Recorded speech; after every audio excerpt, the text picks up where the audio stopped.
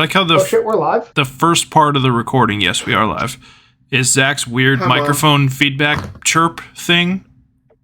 Mhm. Is like a little siren. Like I can't emulate the noise. It's bad. Not bad, but We're live. the impression was bad. We are live. Standing over the corpse of a cosmic monstrosity. Resume.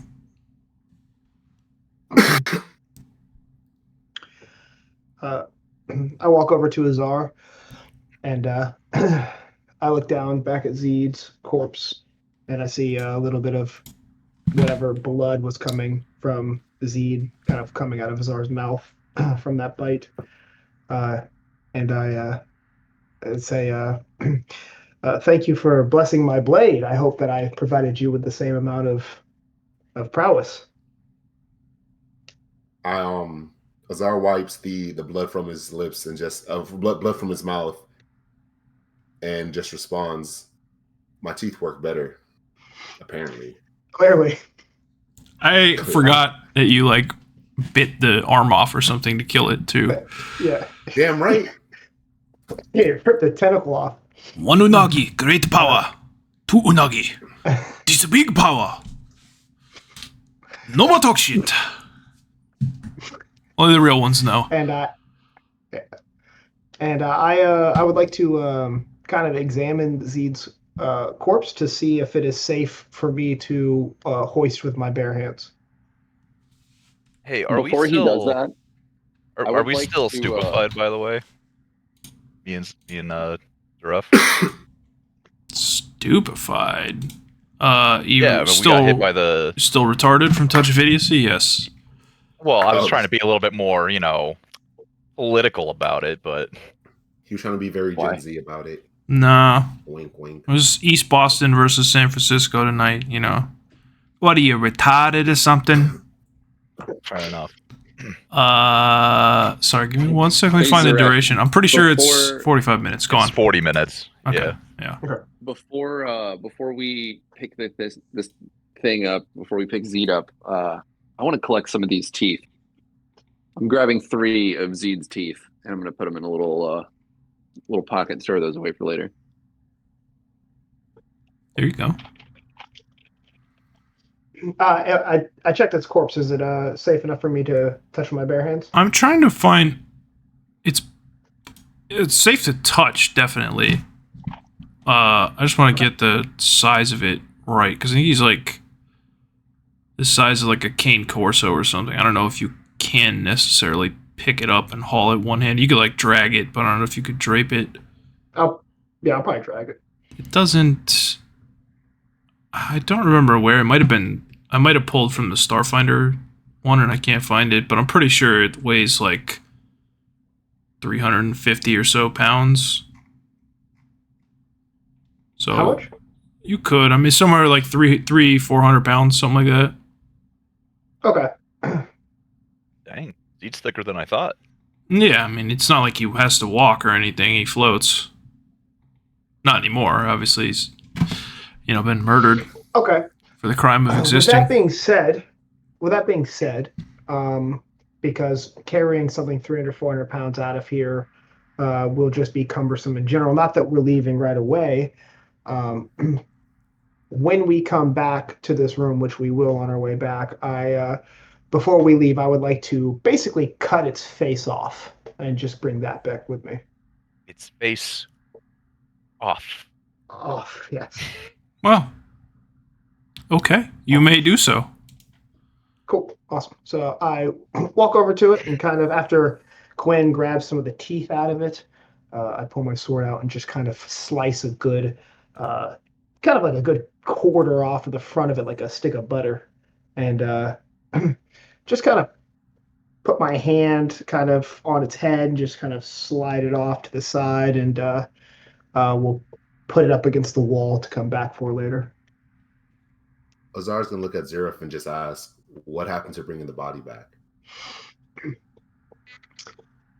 This thing's going to be a little heavier to hoist than I originally imagined, and honestly, who knows? Bring the whole thing back. could come back to life. Probably just smarter if we just. I don't know if bring you're back that a piece of it. articulate right now. If You said a war off. You said a war off, right? no, you still got Even with the detriments, I think he'd be that articulate. still got like 30 more minutes or something. Oh, 30 more minutes. Okay, Assuming sorry. that process of filleting his face off maybe took 5 or 10, but I'm pretty sure all right. I'm pretty sure 8 That's intelligence is like actually defined as retarded in the game. So like Gotcha. going from That's what 15 Zuref was thinking. yeah, going from like 15 to 11, that's a pretty big drop. Right. You're not like All right, stupid, but I don't think he'd be like crazy articulate and All right, I got it. Hold on, let's roll back. All right. I look up at Azar. I look past Azar. I do what I want. I do things. It go places. Me and it. That's it. You don't do it. I do it. And I bump Azar. I bump Azar with my shoulder. Azar's gonna look at Quin like the gym look from The Office, because as far as Azar is concerned, the stupefying just made his decision making really dumb, and not taking anything personally right now. yeah, it's almost like punch drunk. Yeah. Quin just kind of looks back at Azar, and he's got the 3 teeth in his hand, and he just kind of like tosses them up, catches them all, and he's just like, they can't help themselves. I see that Azar is not really fully comprehending what I'm saying, so I take the little slice of mouth and face that I have, and I start puppeteering it to Azar to get him to understand. Quin just starts laughing hysterically. Azar's gonna lean kind of closer to Zuref and just say, "Remember to respect the dead. Isn't that one of your creeds?" And I just take the thing and go, mm-hmm. Oh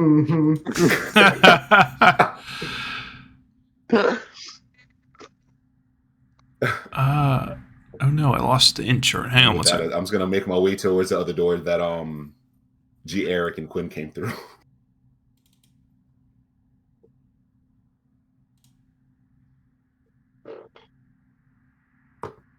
Darn it.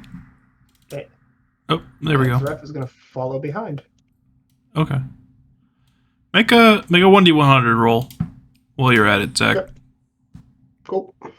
To see if you remember that actually is one of your tenants.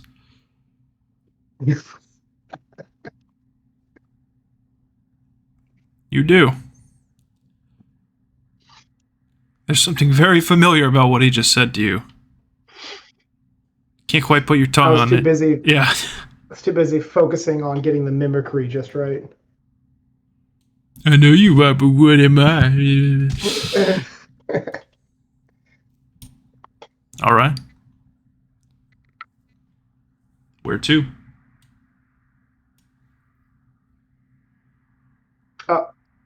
Zuref is retarded right now, so no idea. Yes, as is All right, guys. as is Eric. Well, I guess Eric's licking the wall outside. No, it just feels really nice. yeah. All right, so I guess we're now in this hallway. Is that where we're at? Mhm. I look at Azar and I'm like, "Hey, man, I don't think we can let G. Eric and Zuref like hang out with us like this. We can't really take any. We don't know what's left in here. How long do you think this is going to last?"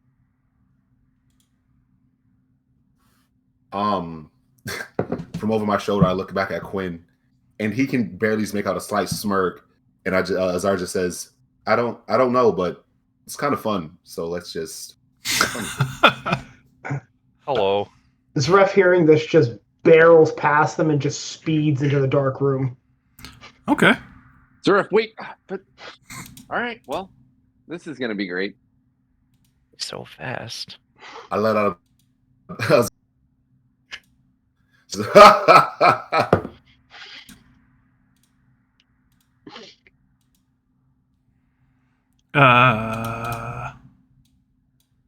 Nap time. Oh God! There is similar medical drone to the one that was near where you found Connor before. Roll initiative, motherfuckers. Hold on, let me clear it first. Good. I was gonna attack it anyways. So. Oh god. Oh no. No, I They can add rolled them. really well. I can add them manually. Relax. Oh, Not as good as this. Damn. What happened? Actually, not as good as that. Oh. Ah. That is a natural Yes. 22. That's with my added bonus. That's too good. Slow of mind, quick of hands. That's me right now. Oh my god, I deleted the goddamn drone by accident, not the name. How did that happen? Roll Guys, 20. I did it. I did it. I won the fight for us. Da-da-da. I have to pick my Da-da-da. character first. Also, is there something in my conditions that I have to click for this? Or no? For yeah, what? is this like, since this isn't like an immediate battle after, are we still technically on previous like buffs and everything from the previous battle, or no? Depending on the duration, I No. mean, realistically, how When long you- would it take to cut the face off of this very large thing? I'd say like 5-6 minutes. While I'm asking, I know you guys aren't nauseated, and I stopped my. I know that I stopped my performance, so I no longer had a bardic song going at that time. I just don't know if I'm like if I have to click confused. No, my conditions. I sent you a message what to do. Okay. Oh, it's already on. After Oh yeah, I After already did it battle. in my temps, didn't I? Yeah. I did. Okay. Okay, cool. I forgot. Yeah. Okay. After the battle, before the conversation, Azar left his exited his race state, so he's normal. Yeah, we're all. Okay, I was just making sure. Thank you. Cool. All right. Smart guy Eric. I am big frame. I'm gonna go here, and then I'm gonna shoot just right over Zuref's shoulder at this thing. Because gun safety, more like lame. Got him. Boop. Oh my. Tell me that hits. Yeah. That hits. Woo. Wow. That's some minimum damage, right? Kinda. All right. All right. Just right next to Zuref's ear, just bah! Zuref doesn't notice it. Boom. Boom. What was that? Okay.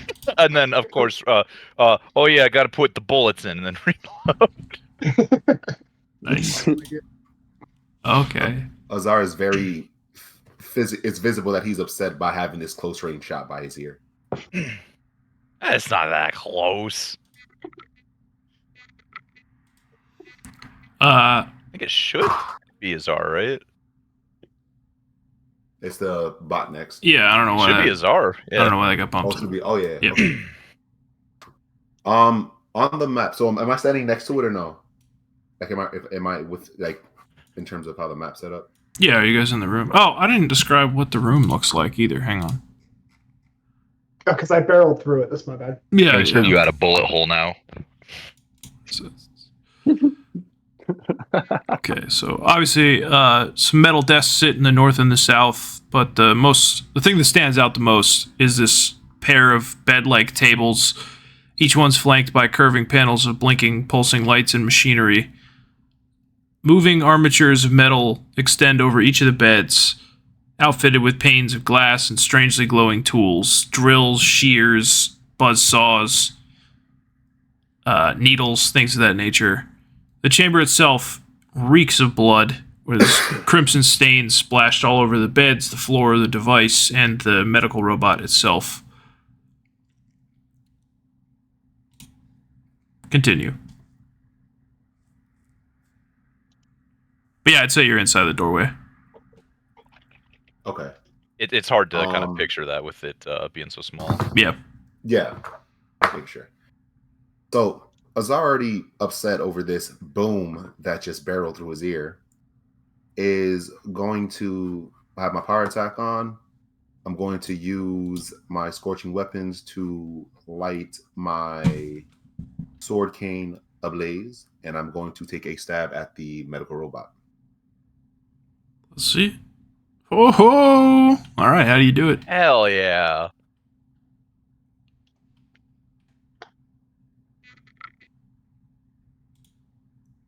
How do Azar you? feels better now. How do you smite this? How do you smite this medical robot? As it is dead. I lunge at it, going through the bullet hole that G. Eric has created to finalize the blow. As the heat from the sword, you can kind of see it glowing within the hole and such. Hell yeah! Oh, hell yeah.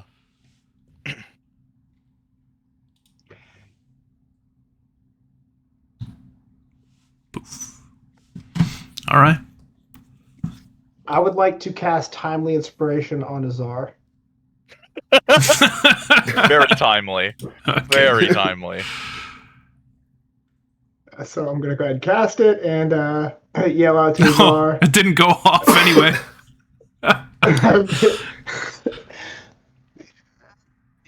Do it! You got it! That's my Timely Inspiration. Oh, I kind of side eye over to Quinn. I'm just like, right. And I'm gonna walk into the room, Nap stopping time. giving Zuref a pat on the head, and going to see if there's anything worth investigating in here. I'm tired. I'm gonna lay down on a bed. Oh god, yes. I'm sleepy. Yes, please roll Quinn's gonna 1d6. get out his. Yay! I love rolling. Oh man. As you lay down, immediately a laser scalpel slices right down your left arm for 1d8 points of fire damage. It's like the second you lay down, it's like ah! Can I at least roll the d8? Go for it. Feast, Yeah. feast, feast. Oh no!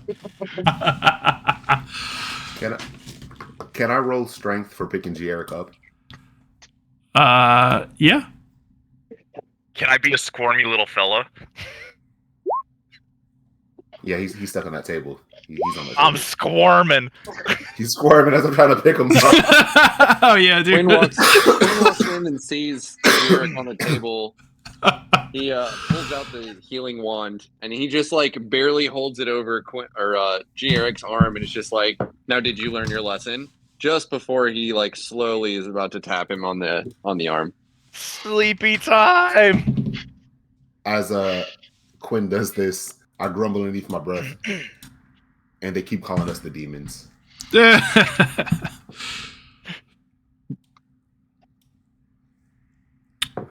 Anyway, you guys should get on these beds. Right. They're kind of comfy. Zuref, you're up. As Jared, is- you need to roll a 1d8 for your health that you got back from being touched by the healing wand. Oh, okay. Wait, which one is it? The healing wand, the infernal wand of infernal Oh, healing. no, you It's a don't- fast heal for 10. You don't roll for that. It's 10 over the duration or 1 HP per round in combat for 10 rounds. Oh. Oh, okay. Yep. I thought it was a 1d8 the last time. I'm That's cure Probably light. mistaking that for something else. Cure light wounds would be 1d8, but infernal healing is like Okay. yeah, it's like a overtime. It's a heal overtime type thing. Still super good. I came out positive on that encounter then. I mean, maybe it's not over yet. You're still in the fucking chair. Oh no! Time's ticking. Yeah, all right. Zuref, Please lay down in the other chair. Zuref Please. seeing all of this happen. Zuref seeing all of this happen, seeing that G. Eric is on the bed and receiving so much attention from the rest of the people around him, including an infernal one. Zuref yells out sleep time in Protean, which no one can understand. Yet. And lies down on the bed. Oh boy, please, yep. Go ahead, roll 1d6. Same thing. It's like the laser arm like juts out over top of you, just bores into him. Yeah. Oh my god, 6 points of fire damage. Like,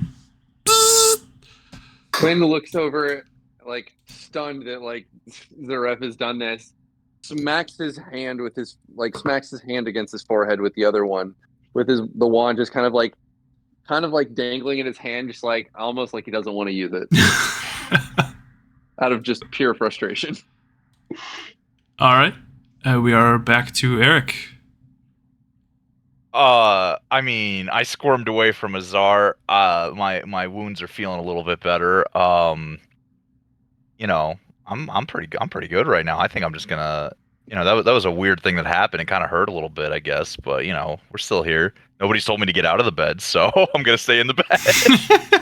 So you're like prohibited from leaving it too. I wasn't like super clear on that, but you're like strapped in to as well. Yeah. Oh, okay. Now I'm strapped in. Okay. Well, either way, nobody told me to leave, so I'm just gonna be here. I'm trying to sleep. You're like a toddler that doesn't want to go to school in the morning. Shoot, like an adult who doesn't want to go to school in the morning. Beautiful. Azar? Why are we still in the turn-based? Oh, you're it. This is combat. Oh, this is combat. Oh yeah. I'm so sorry. Real quick, Chase. For the wand that he used on me, do I gain a hit point when he uses it, then on each of my turns, or It's end of the round. end of the round? Okay. Yep. So after whoever goes last, which would be Okay. Zach in this case, or the bed. I'm gonna Technically, try it's the this. beds. Is there like a monitor or something that indicates that I can stab it?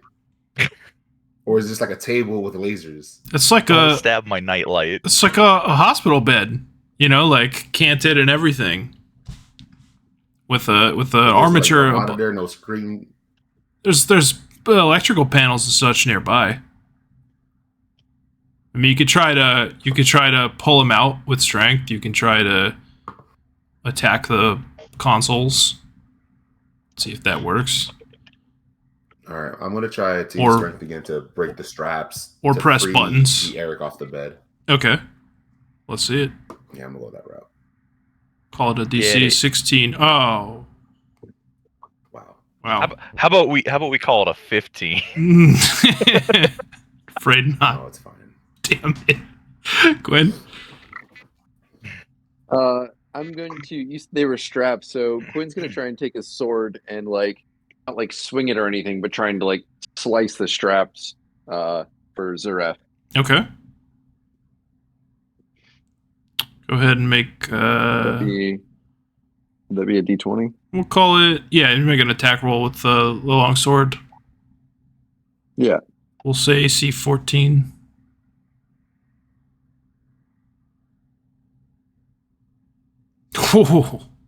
Uh-huh. All right, so he is no longer strapped, although he is still laying on the bed per his own volition. Zuref, get the fuck off the table. And I have like both hands after I put the sword away. I've cut the straps. I'm like shooing him with both hands, almost like you would shoo a cat away. Zuref seeing this, noting the weird use of force in his direction, and then the hand waving, Zuref would like to roll acrobatics to somersault off the bed, Okay. Succeed. almost like a combat maneuver, but not in a combat form. Okay. Yeah, no. Not gonna happen. So I'm off the bed. I'm just flat on my back on the floor. Are you off the bed? Roll 1d100 and I'll let you pick Sure. Okay. what direction you want to go. Like 50 and up or 49 and below. Okay. Okay. So you may pick 50 above or 49 below? Yeah, 51 and up or 49 and below. That's 49 below. Okay. Calling it out. Send it. Hey, all right, he's off. I'm still on my back though. For sure. And I'm off the bed and I'm on my back. Okay. Eric, go ahead and roll 1d6 once again. Easiest roll of my life. Da-da-da. Oh my god. It's a tool Easy. that we would understand in our modern parlance to be a taser drops down and zaps you as 2d4 points of electricity damage roils throughout your body like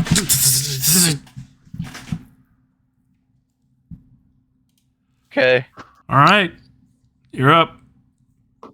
Okay. The shock, that was a little refreshing. I'm seeing Zuref roll off the bed. Now I'm getting jealous that he's getting more attention and being off the bed. Can I escape artist to try to get out of these straps just to show everybody how fucking cool I am? Absolutely. Let's hold on. Let me. Okay. No. That's He said absolutely. That's I was too low. primed and ready. Yeah. Damn. Sure. Let me call the number first. Azar, check this out. I'm gonna do this, and I just kind of squirm a little bit, and you see my fingers like kind of picking at the straps, but nothing's happening. And I'm giving you a smile like, "Ain't I so cool?" Houdini never resurfaced. Yeah. There's a revving saw blade inches from your face, and you're just like, yeah. Hey, where'd the saw blade come from? Oh, that's rolling a 2 on that 1d6. I'm sure of it. It's a 1. It's a 1. Yeah.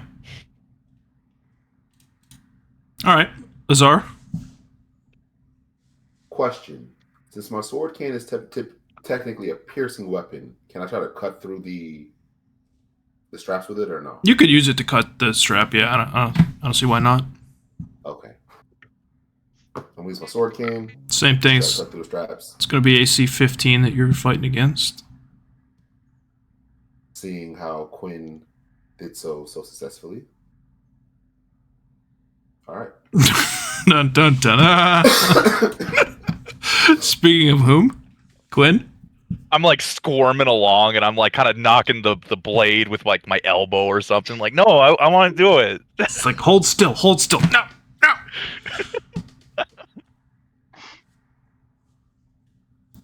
All right. Quinn tries to cut the straps for Jarek as well. Hey, stop squirming so much.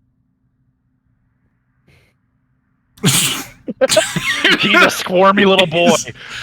A slippery pickle. All right, we are back to Zuref.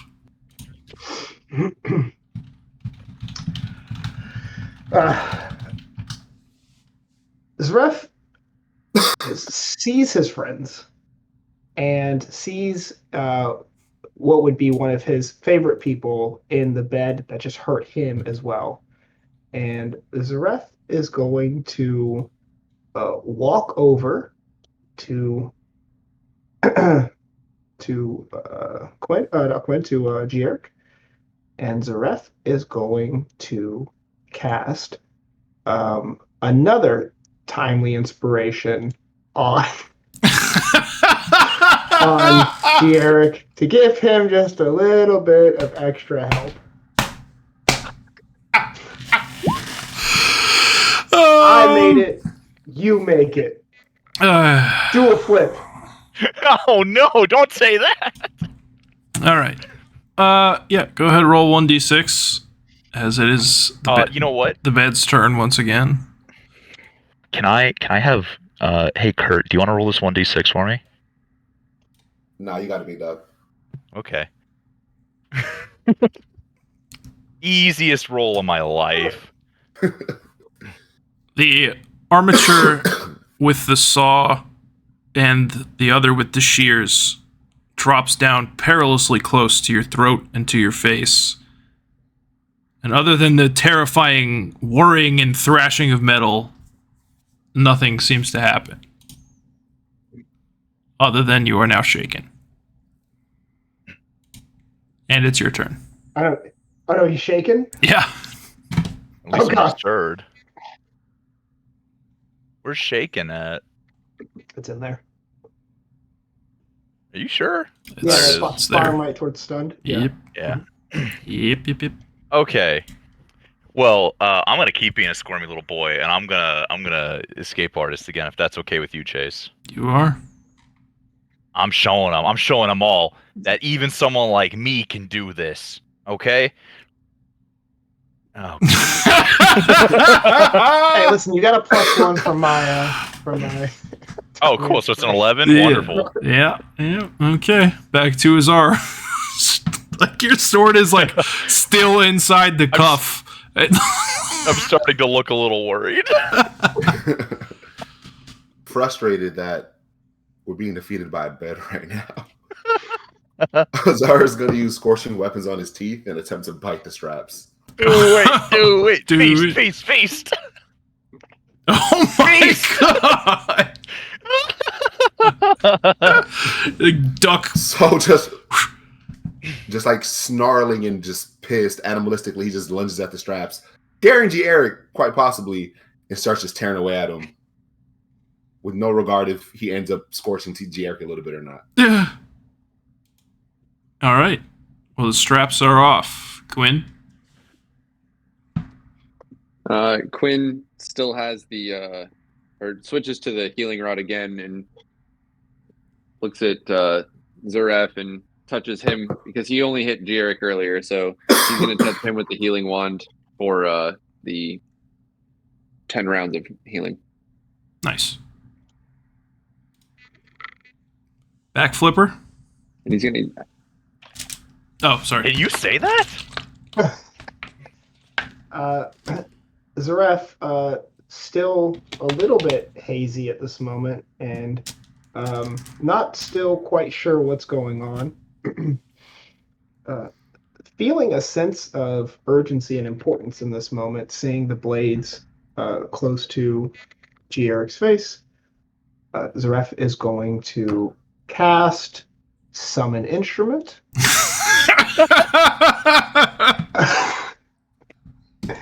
And I have summoned a lute, and I am going to attempt to perform an escape song for your next roll. Well, boys, it's been real. We're struggling I to would also like to chime in, and I would like to try and sing along with Zuref, even though I have no idea what song he's about to sing. Push me out the damn bed. The lute is not in tune. Yeah. We'll just say that. It's like the cut So, from the laser scalpel hasn't knitted itself together, so you can't properly like finger the frets, and you're like, Azar is Oh god. Oh, God. more frustrated with what the hell's going on right now. Quinn's voice cracks immediately.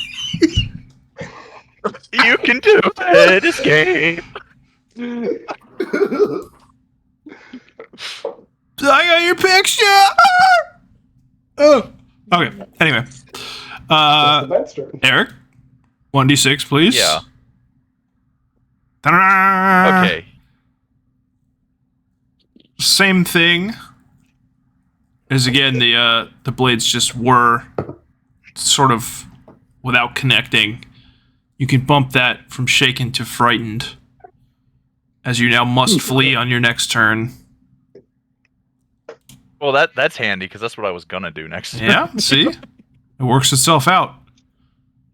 Oh, whoops! I don't know why I clicked that. I mean, that's canon. That's canon, dude. I somersault off the bed and I like land on my feet like a cat. Look at Quinn just to show him who's the real cat in this hat. And then I just run to the corner over here. Just run straight into the wall, like looking backwards. Like I'm in this corner.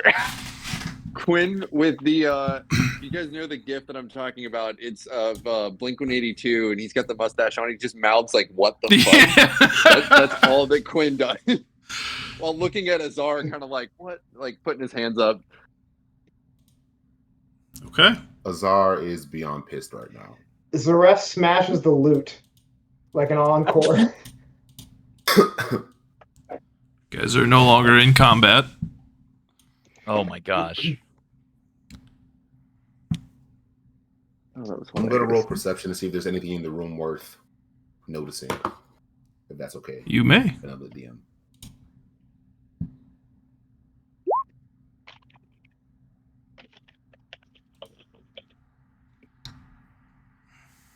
There is very little other than gore and viscera. Some of it your friends.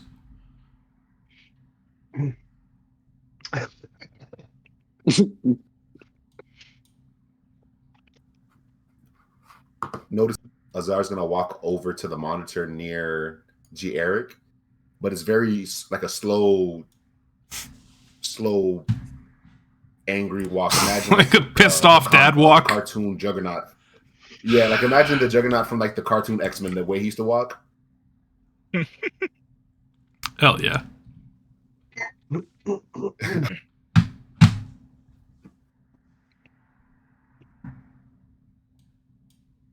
I'm assuming. Am I just afraid of that machine? Like, am I good otherwise? Yeah, you have to flee the source of whatever. Go ahead and roll 1d4. We'll see how many seconds this persists for. Okay. Each one's a round. Congrats, So 2 seconds. no, it's 10, 20 seconds. So yeah. Probably by the time he's over there, you're not frightened any longer. Quinn's gonna go to the computer down at the bottom. He has no idea really what the hell he's looking at, so he's just gonna start like he's seen G. Eric kind of like push buttons, and I would have to assume that Quinn is kind of like intuitive enough to think that like, all right, well if G. Eric's done it, like I can do it. So he just starts touching the surfaces and might have hit some buttons. Azar's going to yell back, "Take the other idiot!" Hang on one sec. Zuref starts walking towards Azar.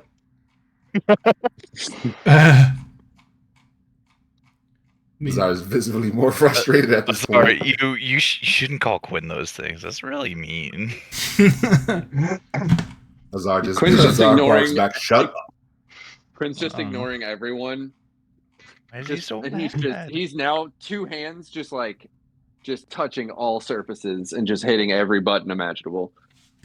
Zuref is trying to hand his sword to Azar. Azar trying to ignore Zuref and barks back at G. Eric, "Shut up!" Oh, why? You're being so mean. Shut. Can you guys shut up. up over there? I'm trying to push buttons. Hang on, I'm trying. you- I'm trying to find the chart joke. Give me a minute. Keep going. What? Why are you trying to push buttons? I'm the smart guy. You're the sword guy. Quinn just ignores him. Tail is just now switching back and forth because he doesn't know what buttons he's pushing, but he's Are just you- pushing all of them. Oh god. Are you just jealous that I flipped out of the chair like you couldn't have? Come on, man. Don't be mad. I didn't sit Speaking, on the next table. turn you'll get will be from me.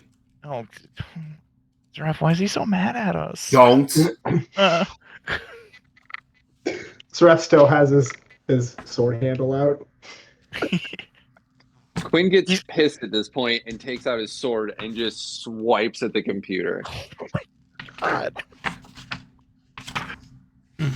Azar starts pushing buttons on the computer. Oh, you guys don't know what buttons to push. Oh god. I'm the smart guy, button guy. A couple things happen at once. First, Paulie sticks his head out of the container and vomits profusely for a moment. As basically, I'll put it in general, this is what happened during that whole ordeal inside of the container.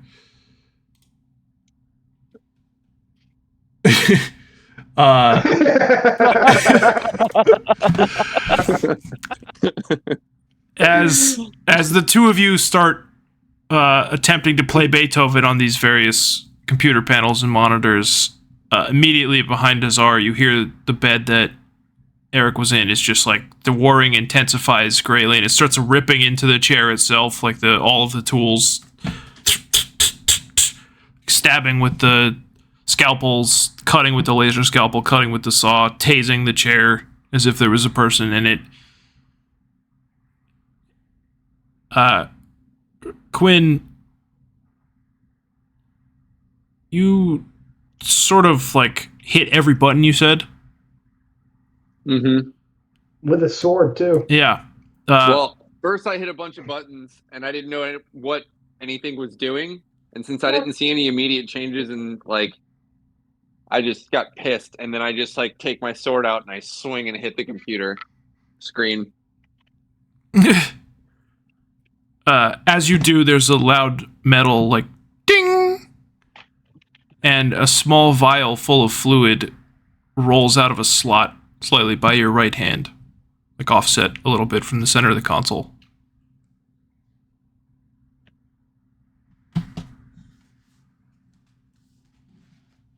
So it's just like a chemical spell. No, it's in a container. Oh, okay. I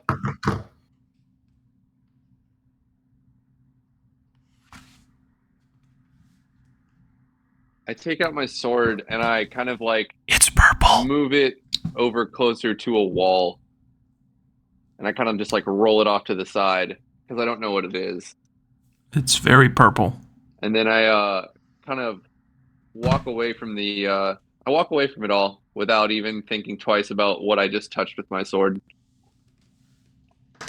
And I walk over to Zuref and try and figure out what they're doing over there, as I can hear them all still grumbling.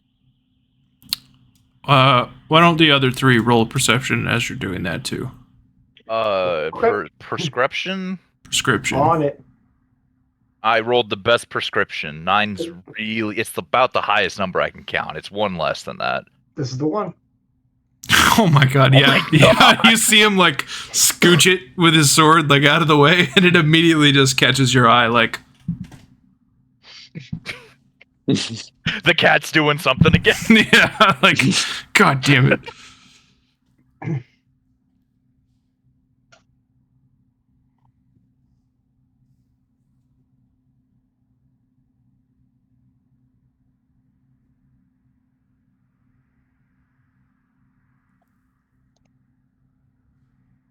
Well, Hello, is the thing on?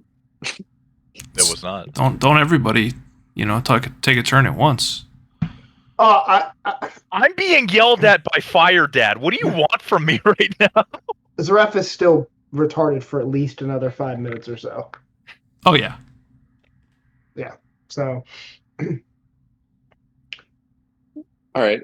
I walk over and I just kind of like walk past Zuref, not really looking at him, and I just look at Azar and I'm like, "Hey, have you figured anything out? That computer?" And he kind of like looks back at Azar and he goes, "Broke." Besides the fact that these two are highly annoying, no, I haven't figured much out. Mean. Shut it. Starting to think there's not anything in here. Or I think I'm going to take Tweedledee with me, and I might go explore. Which one's Tweedledee and which one's Tweedledum? Your Tweedledee is mean Azar guy. You have that one. Hey, Zuref, follow me. Zuref sees Quinn talking to him, and Zuref feels as though this is the perfect opportunity to cast Wizened Appearance. oh my god. Making Zuref look at least 5 years older, and follows behind Quinn, looking quite a bit older, I would say.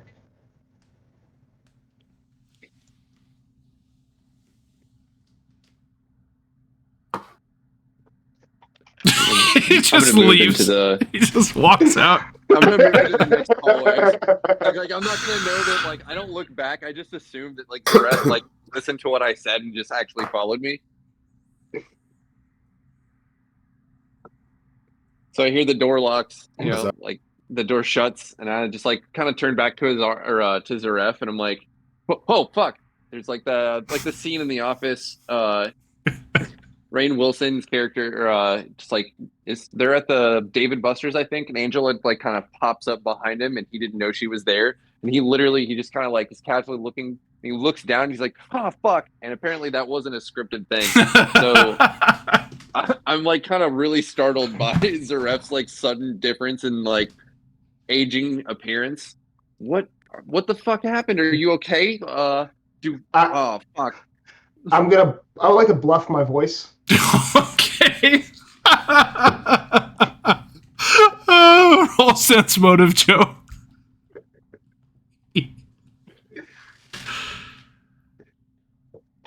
Yeah. You're like, you get the sense something's not right about this. Like, it doesn't add up. Right behind you, Quinn. Oh no. He's more retarded than when we started. Quinn just kind of like is now starting to panic a little bit because now he's alone and Zuref is seemingly being reasonable right now, but Quinn's now kind of guessing this was a bad idea. He shoves Zuref back into the room and quickly darts off in the opposite direction. Zuref, with a wizened appearance, wanders to Azar. Hey, what's going on over here? Azar runs back to the door trying to see where the hell Quinn went. Oh my god. Grandpa, is that you? Seeing that Quinn is nowhere to be found at this moment, Azar calls back to the other two, "Follow me," very sternly, and waits for them at the door. Find your elders. Should we follow him, Grandpa? All right. You two. Yeah. You two roll perception too as you're like walking out the door. Okay. This is not the one. Oh, this is the one. What are you talking about? This is Who the rolled one. perception? Oh my gosh, golly, yeah, you both still see the purple vial calling to you on the floor. Hey, yo, that's got to be grape flavored. I'm gonna snatch that up. Zuref puts his hands in the air to catch it, to throw it to him. Oh my god. Okay, hold on. I'm gonna make a roll myself. And this will determine whether I do it or not. Hmm. Do we go even odds? I think we go even odds on this one. Okay, evens I throw it, odds I don't throw it. Woo! You keep it. I just clutch it close to my chest like, no, it's mine. Chase, can I roll intimidate, please? You may, but I'm going to ask one question of Eric before you do. Yes. Do you drink it? Does it look tasty? It looks like grape soda. Do I know what grape soda is? I would say there's an equivalent in Catapestion and Alkenstar.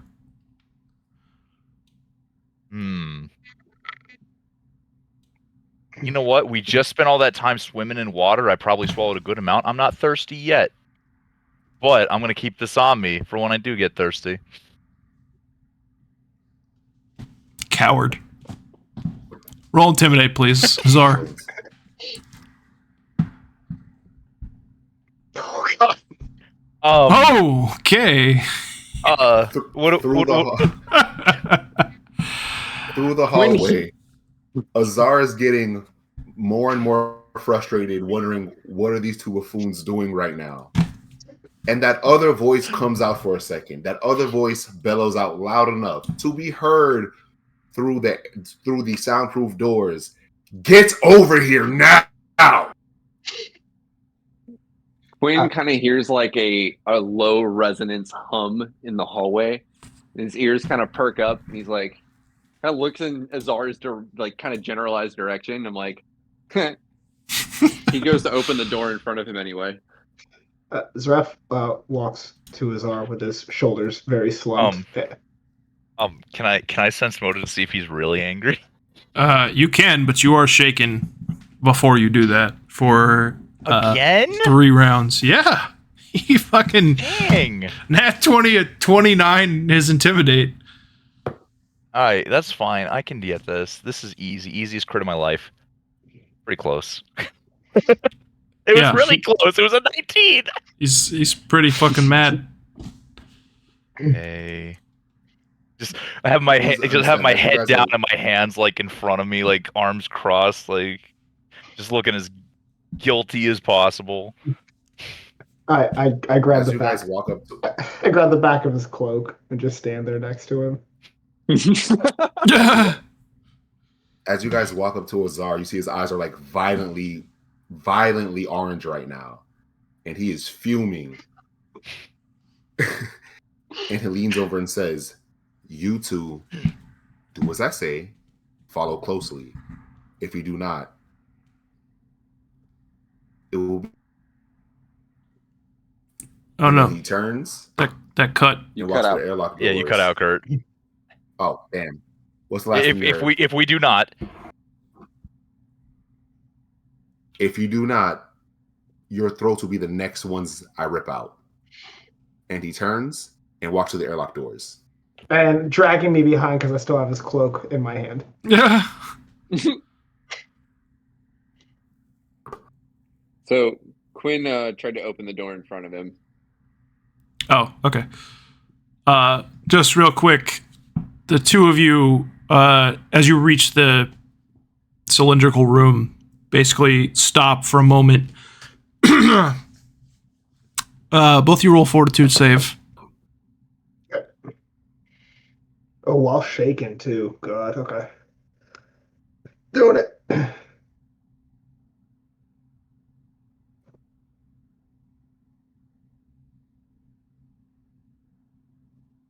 Eric. It's below. oh, is it AC. me? Yeah, it's us. Yeah, Oh, it's below 4. it is. There it is. Or below AC. I'm sorry. Oh my god. Easy. You both stop Zuref first, and Azar kind of looks back as he feels the tension on the cloak, as you just projectile vomit onto the floor of the elevator room.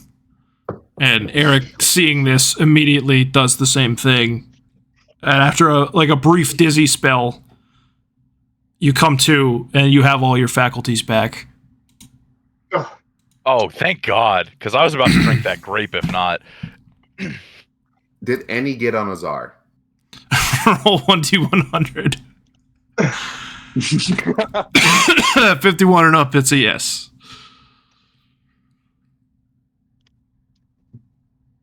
Oh, yeah. a lot got on him. Over the backs of your afterburners and shit. Like the chrome is just covered in 2 different pukes.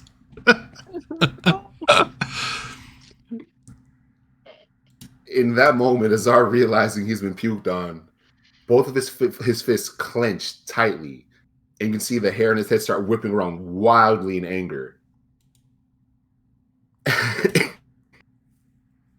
And he barked, "Did you do what I think you just did?" Look, man, we're okay now, though. Isn't that what we? Shut threw up! whatever Not seeds- talking to you. Hey. Rude. Did you do what I think? Zuref looks up at Azar. Zuref looks up at Azar and stares him dead in his face. And briefly contemplates casting Lullaby.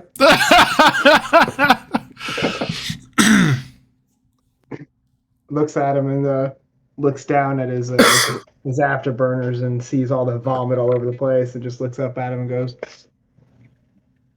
"Yeah, all right, this one's on me. This one's on me. You got it. This one's on me. Just Looks gotta." like it's on him. It's a step back, just a gentle step back.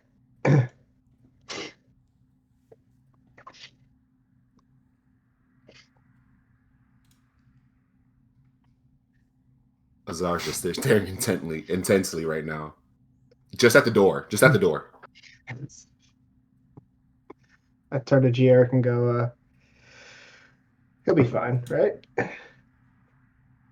Probably. Mm. I mean, he'll be angry for a little bit, but I mean, we weren't ourselves, right? So we can't be that mad. right? Zuref walks up to Azar and says, hey, you were in the fight with us too. You did get hit by Xiid. Things got a little weird. Not fully within our control. But hey, you're still stepping in it. So why don't you just take a step forward and we'll just move on, okay? Can we just move on? Azar, without changing any demeanor in his face, just says step back. And Zuref once again steps back. Okay. And all right. I'm going to cast, and seeing that the room is clear, in anger, he yells out a howl, a scream, and just casts Burning Hands and burns up all the vomit in the room. like a hazmat. You have to actually cast it. No, you don't have to. I mean, you can click it if you want, but yeah. Oh, the smell, though. You know, it works. Yeah. While this is happening, seeing how angry Azar is, Zuref is going to cast a vacuous vessel on Polly's container to conceal Polly, just in case Azar takes his wrath out on everybody. Okay. Beautiful.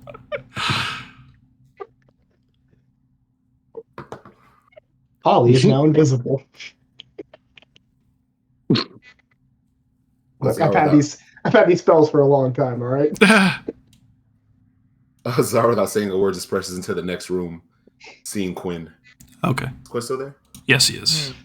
All right. So as all that transpires, as you're like opening the door to this room, Quin, and right away you're just overwhelmed with the humidity in this place. I mean, it's like unusually warm, moist. There's a thin, pale vapor of mist clings to the ceiling. It's almost like muting out the fluorescent lights, right? It's like diffused condensation running down the walls, and just a riot of weird-looking brown, dull green vegetation. Each of the boxes you see in the room itself are trough-like planters, essentially. Mm-hmm.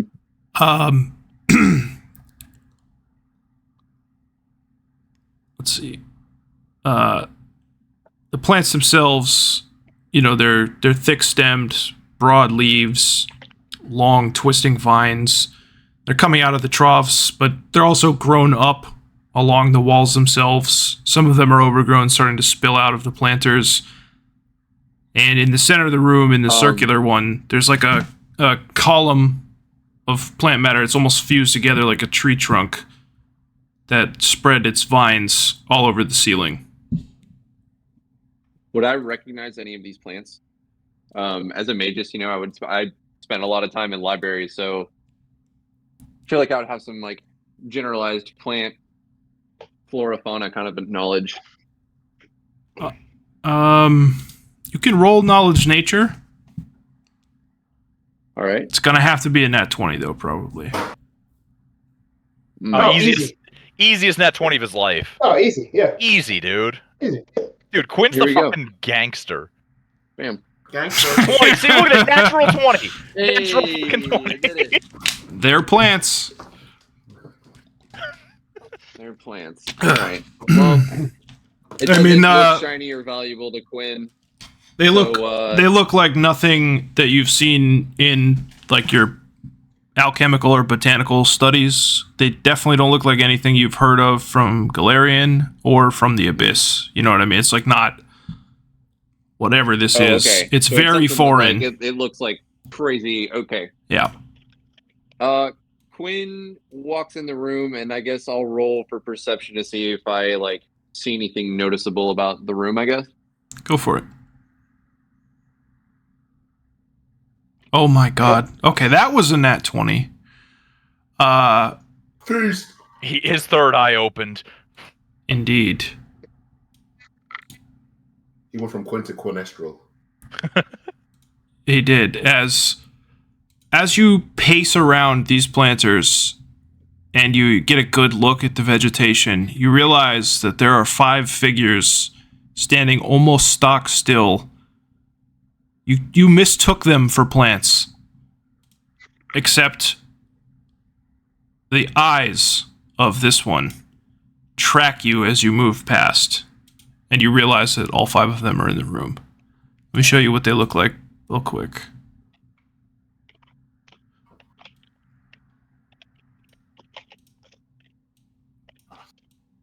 So they are about 3 feet tall, humanoid-looking plant men. All right. This is weird to say, but they look Jamaican. I ain't gonna lie. Bomba clat. Agwan. Wagwan.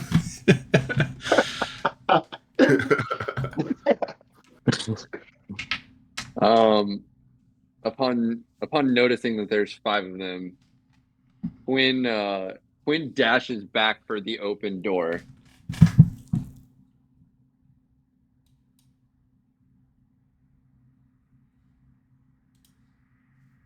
And tries to jump when he gets to the door, to jump through.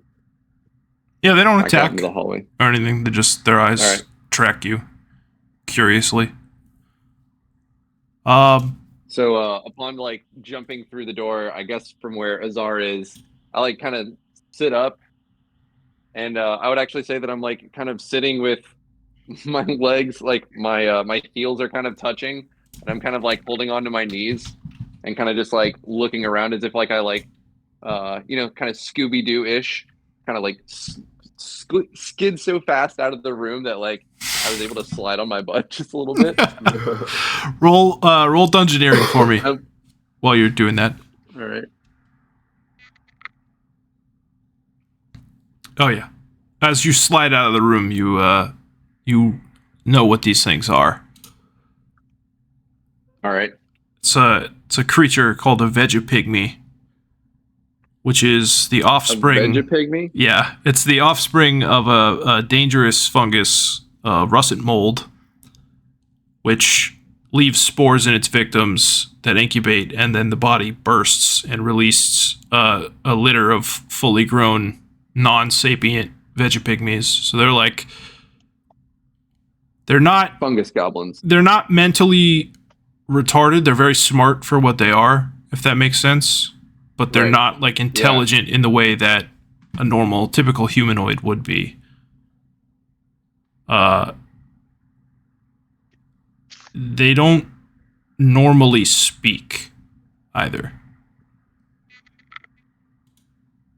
You said they don't normally speak. Yeah. Do I notice with that crit on perception that does one of them talk to me?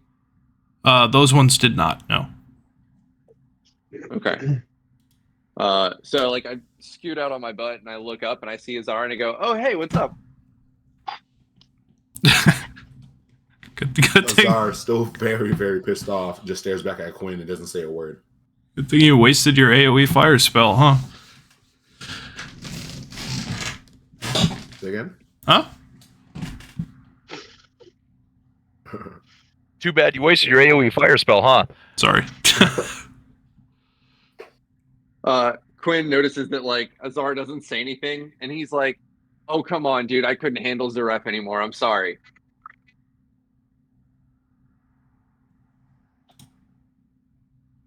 Azar walks closer and just helps Quinn stand up. Says to him, "They're your responsibility now." And kind of turns to allow Quinn to walk past him towards them. Quinn goes to step into the other hallway and meets eyes with Azar and sees how frustrated and upset he is, and just kind of is slightly intimidated enough that he's like, "I don't need this right now." Okay. And turns back the other way and walks past him through these double doors. CG Eric. You don't tell him about the Vege-Pygmies in the garden room. Hey, Quinn. Not yet, because I like I said, I was intimidated enough that I just oh shit, I need to move. Yeah. Anything cool in those other rooms you saw, or? Yeah, we're back to normal, by the way. Oh, and I kind of turn my head and pull one a fist, just yes, a kip from Napoleon Dynamite, like turn around, just like slightly do that. And does G-Eric see me do this? Or am I sly enough? Can I run what is it, sleight of hand? Yeah, you can sleight a hand. Right, let me see where is sleight of hand there. And then Eric just it's opposed perception. Yeah, easy money. Oh yeah, he's like a hawk. Immediately. I just give a little nod, like, all right, cool. Yeah, thank you for being excited that we're back to normal. I appreciate that. Oh, you saw that. And Quinn kind of like puts both his hands up, like, like you got me. Sorry. No, it's good. I assume we were terrible when we were like that, so no hard feelings. Azar, you see one of these tiny plant men first peek his head out the door and then immediately sprint into the next room. Azar kind of takes a step back, kind of startled, watching this occur, and then makes his way back towards the room with Quinn and Jarek, kind of like, what the fuck just happened? While this is going on, Zuref has gone back to the Xiid room to grab the corpse of Xiid, the piece that he cut off earlier. Oh, the face. And it's like, it's basically returning now while this has been going on, and is like on his way to meet up into the room around the same time. Just kind of has it draped over one shoulder, so you just kind of see like the remaining teeth from Xiid, the mouth, the face, just kind of over his shoulder as he walks into the room. That's fucking sick. Oh, dude, that would make such a sick. That is such a cool like the Nemean sash from Hercules or whatever, except it's not a lion, it's a Xiid. Yeah, the Xiid, yeah. Xiid's mouth with like teeth. Like that lamprey mouth type thing. That's sick. Quick DM question. This thing is dead, right? It's not going to slowly infect my brain as I have it on my shoulder. Well, you'll find out, won't you? Okay, all right. That sounds like a yes to me. Cool. I'm just going to write that down real quick. Thank you. As Zuref walked into the room, Azar just says, I saw this little green thing just run out the way. I'm sorry, little green thing? Oh, yeah. So that room, Azar, that you didn't let me really talk to you about because you were kind of scary. There was some little, like, I don't know, they kind of look like, they're called Vege-Pygmies. I think I recognized them. They're, they're like little fungus goblins. They might have some cool loot. You guys want to fuck them up? I'm sorry, we've been in one fight after another for the last... Yeah, but these are like little plant we've things. Been here. Azar, you could just use your fire real quick. That's common law of nature. Fire plants. 2 seconds, we could maybe just have some cool loot. I'm sorry. Okay, so there are men that were growing in the ground? Is that what you were saying? Because that doesn't sound like they'd have much loot. There's some medicinal plants out there that, it was kind of a scarcity in my homeworld, but there was this plant that if you inhaled the vapors, it would help you have visions, and I heard it can help you in battle. Either way, the one I saw ran out the room down another door somewhere. Oh, so you just let him go? You didn't tell me about him in the first place. You ran out of the room. Fair enough. Zuref, fully back to being cognizant. Turns out it says, all right, well, we could either subdue it or kill it, bring it back with us. It's clear that that room where Jarek and I had kind of played around on those beds looked like a dead end, and we still haven't found the cause of the flame to go out and torch. This may not be much, but we do have to find something to bring back. Something that will at least buy us time to finish this contract for the Technic League. brings their fist down on Torch, as we've been so warned.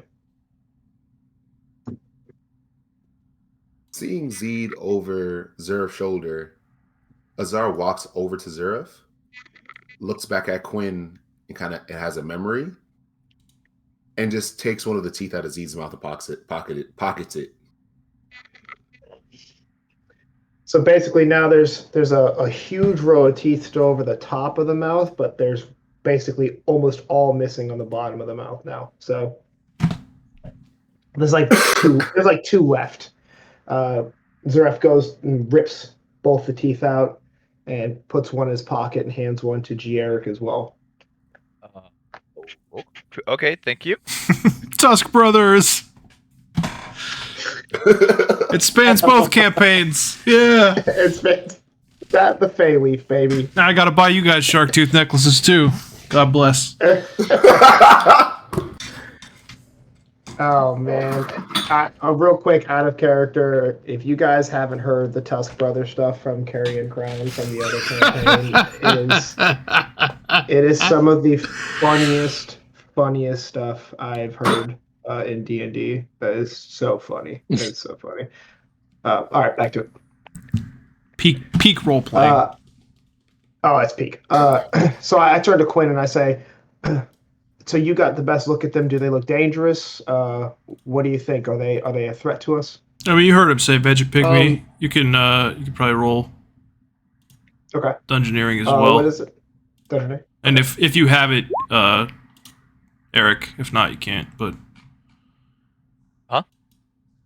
do you have Dungeoneering also? I mean, it's just not trained. No. Then in this case, no. As well. There we go. No, I don't think you can't really do the knowledge ones untrained. I'm pretty sure. Okay. Yeah. That's okay. I got a 4 anyway, so like I'm straining those brain cells, but that's about it. Vege-Tales. Huh. That sounds like it would make a great children's entertainment. Yes, you have an idea. The performer in you has an idea. Oh no! Just like I am so stealing that and making it a children's show when I get back. Oh, now I have to. So basically, Quin kind of describes it to me as like you had described to him, and I say to Quin, so it's something similar to what was in the corpse that we brought back to Torch the first time with the fungus inside of it that could have potentially gone worse, right? Not exactly. It's similar, but not the same. Two different molds. The one you guys encountered just eats people. This one's different. This puts multiple of these things inside the bodies and then makes them grow and blow up. Gotcha. As it were. I look at Quin and I go, well, we still have to explore the rest of these rooms. We have to find the reason why Torch's flame has gone out. Azar. Well, there was another door in the room. I just couldn't get to it in time. I had to make my escape 5 versus 1. I mean, Azar, I think it's up to you to lead the charge on this, being that you are made of fire. Azar just looks over at Zuref and says, fair.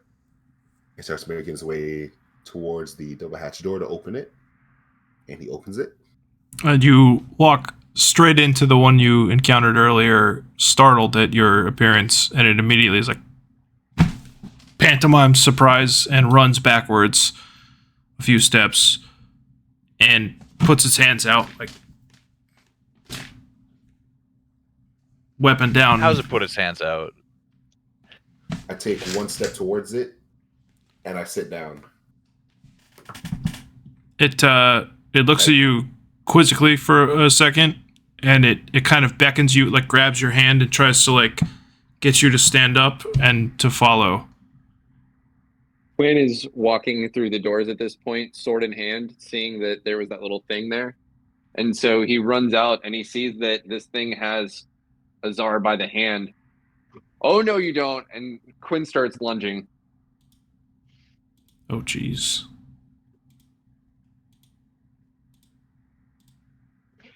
Zuref looks at Gier's waist to see if he has his gun readily holstered and walks through the door right behind Quin.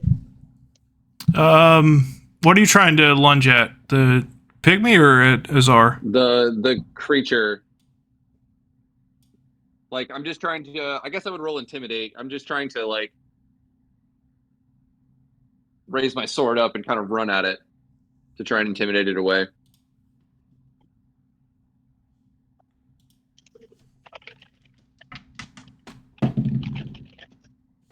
Oh, yeah. It's, again, it, like, lets go of his hand and, like, its body language is indicative of fear and surprise as it kind of, like, runs back around the corner.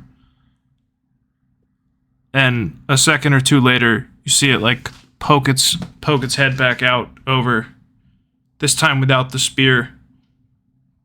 And it waves.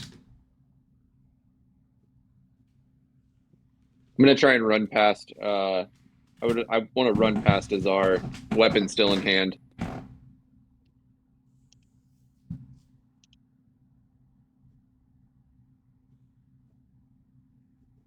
Do I need to roll, or maybe he tries to stop me?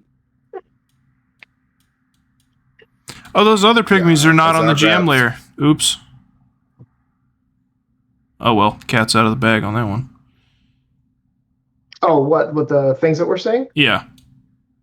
Yeah, well, we saw one run into this room, so it looked like a natural reveal to me, Sort of. if that means anything. Roll sense motive, Joe.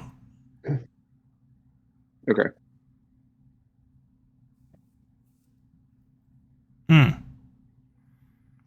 Is a level of like submission here, where it's trying its best to communicate non-threat.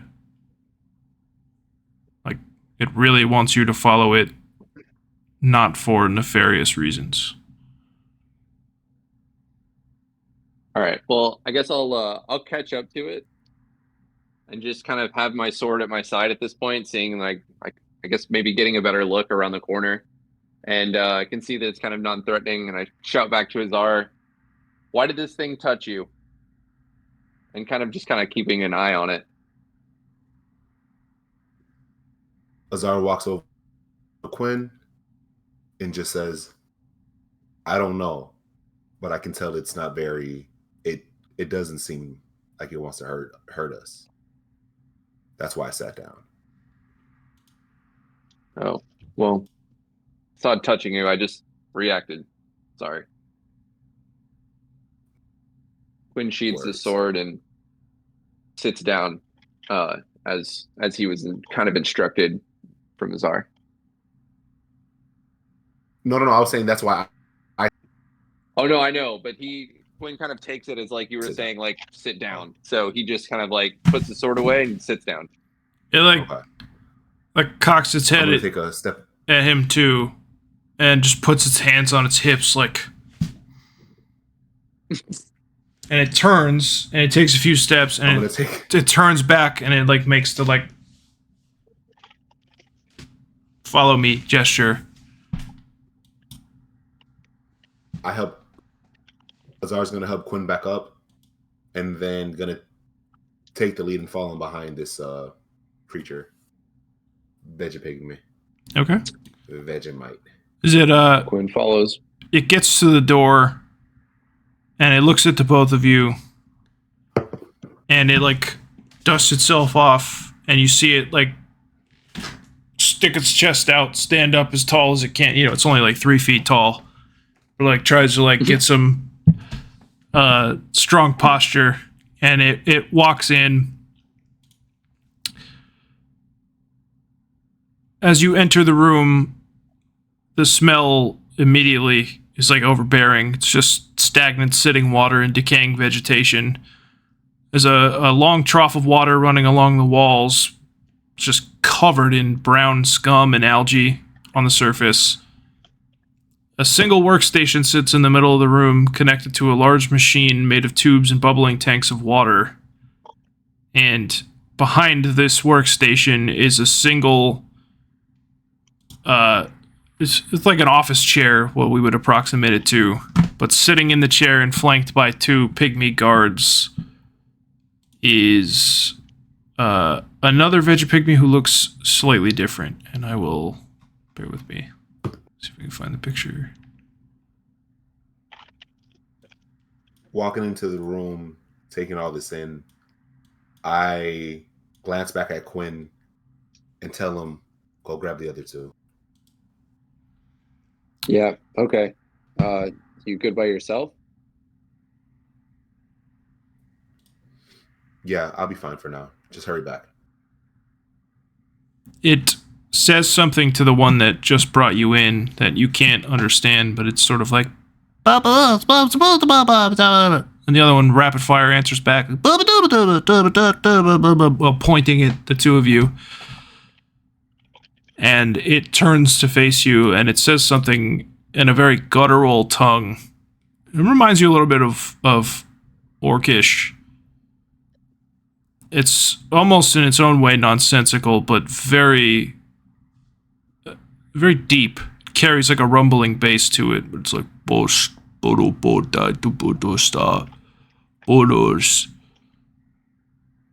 very clearly trying to converse with you. I actually revert back to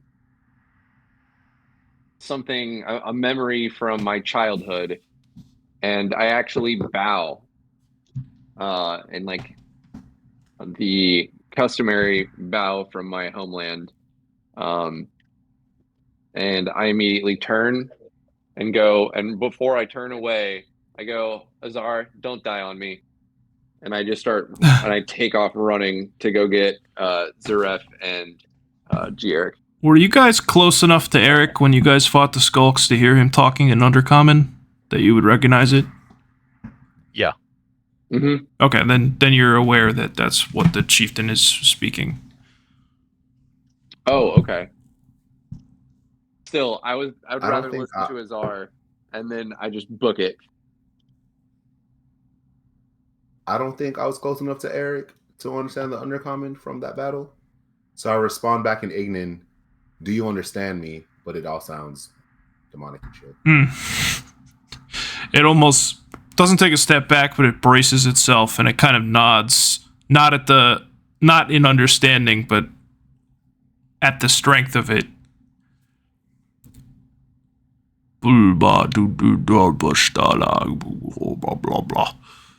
It just says something else.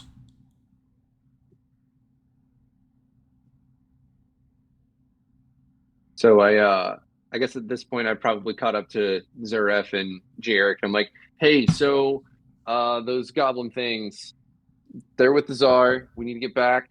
And he's kind of like out of breath because he like ran as fast as he could. So he is kind of like catches his breath. He's like pointing. He's like, all right, yeah, you guys. And he tries to like usher Zuref and Gieric to just kind of like push past him. And he's like, I'll be right behind you. Zuref looks, Quinn, is Azar in danger? No, you should be all right.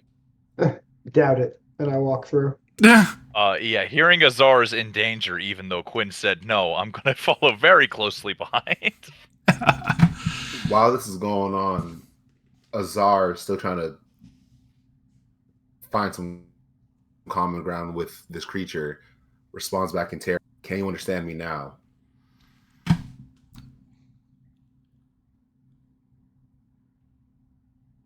Boros Barat. No, clearly. Zuref, hearing this, tries to walk to get closer to Azar, and as he's walking past one of the little veggie pygmies, he kind of knees it on its shoulder and pushes it straight to the ground as he walks towards Azar. As it just clanks the ground. Just gets itself back up, looks at you, like, glaring. Hey Chase, do I catch any of that? Make a perception check. Like any of what he's saying? Because like I'm like right behind Zuref. Oh, are you? Oh, if you're I make in the perception. room, I know it's the. No, There we you go. don't have to. If Yeah, you're he's not like- if you're not in the hallway, then yeah, you heard that. As he said. Yeah, I'm following. Oh yeah. He says What? So in Undercommon. Mhm. Greetings. There is no need for hostility. I just look around with like a big like smile on my face, like finally, this is my time to shine. And I say, "Hello, nice to meet you all." Back in Undercommon. Yeah. My sword is pointed at the one that I put to the ground. Zuref, you don't have to do that. You don't have to do that. I think these guys are friendly. I think these guys are actually friendly. Zrap just looks at Gieric and once again looks at his waist and sees the firearm and then just slowly puts the sword away. He'll somewhat surprised that you can understand him will kind of give a shallow bow or a nod of some sort.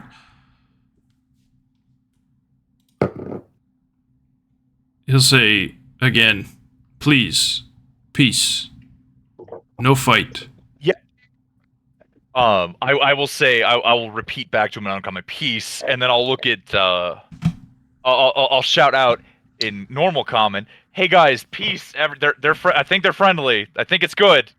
I understand them. Well, what do they want? Azar takes a seat.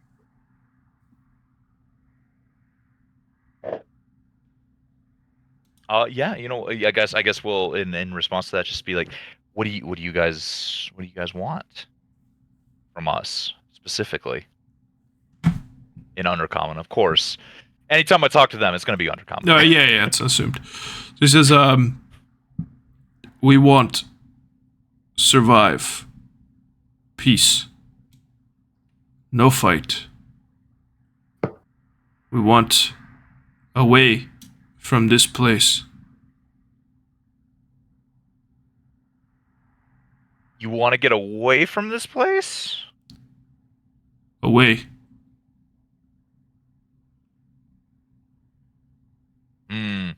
I'm gonna look at Quinn. Hey Quinn, what do you know about these guys? Are they like some sort of weird invasive species, or they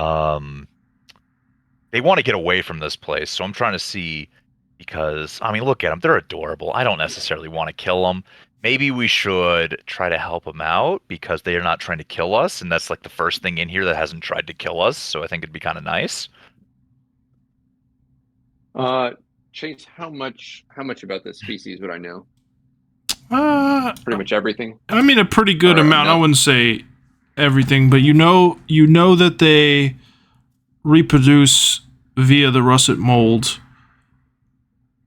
and either there's a patch somewhere or it's carried in like the first spawn, which would obviously be this one. They don't go out of their way to infect things, but if the source of the mold goes, the tribe goes. Like they're extinct, effectively. So Gotcha. it's what they fear the most.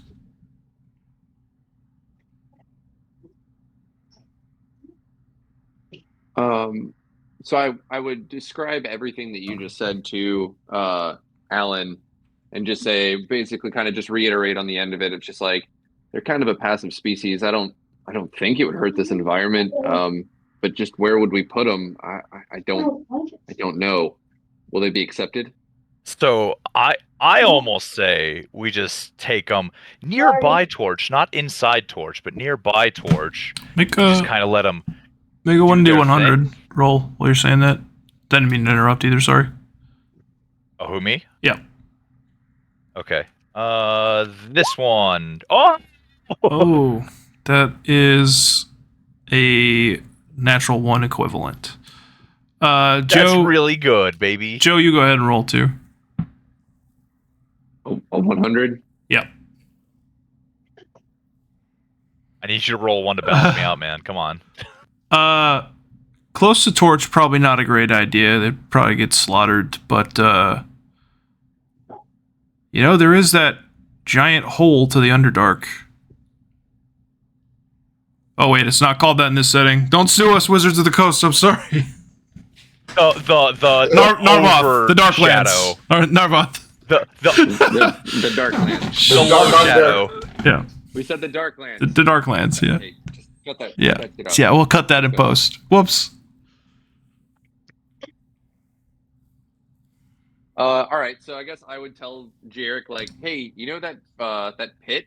I guess we could. They would survive that fall for sure. I mean, they basically are just spore things. You think so? Why don't we talk to them, see if we can tell them we could rehome them, and then we'll just we can secretly, and like he kind of like lowers his voice. He's like, we could let Azar, you know, kind of blow off some steam and chunk some bodies in the old hole. You know what I mean? Okay, so I'm with you on that one, but I think the way he would do it would be a little too aggressive. So maybe we should not let him do that. But I kind of think that's a good idea. So yeah. Oh, I have an idea. Oh no. If they're a mold species, technically, wouldn't they have the ability to have like spores all over the place, and we could essentially contact them later on? You can attempt to roll knowledge I'm not nature sure for what you're that. talking about?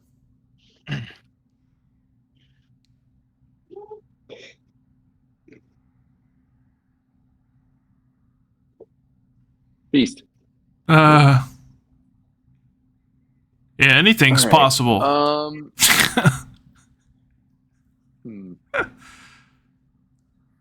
I look at Jarek and I'm like, kind of listening to what he's saying of like, yeah, maybe we shouldn't do it like that. I basically all I just accept is that he said yes, and I'm like, hey Azar, you want to do some pumpkin chunking? I mean, Azar's looks at that. if you throw them 300 feet, they will die. There are conceivably other ways down the hole, I would imagine.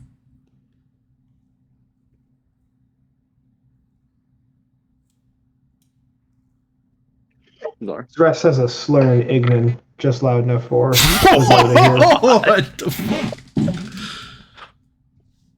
Not at Azar. He can hear it, and I'm saying it about the situation.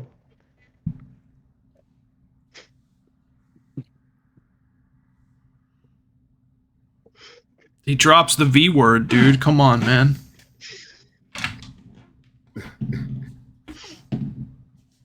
Hard Y. Azar just stares and hard.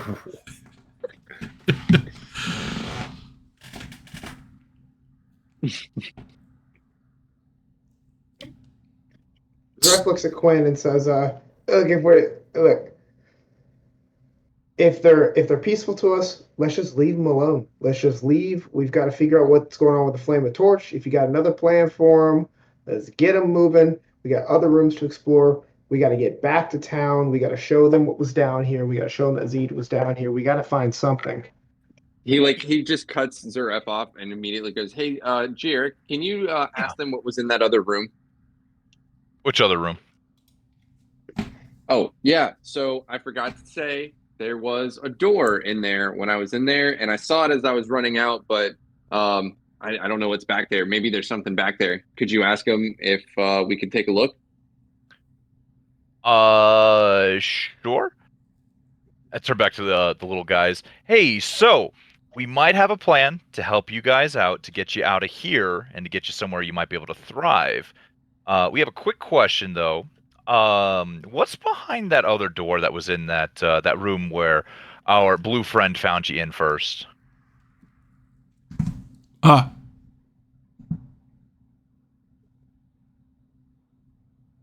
He says a rough approximation of the word original. What, but plural? Like originals? Are you saying And the he points the things that made you? No.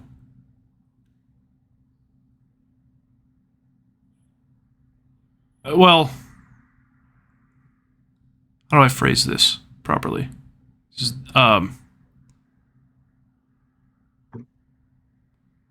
what made us before? And he points at himself, like he points a thumb at himself. Roll 1d100. That's my favorite roll nowadays. Yeah.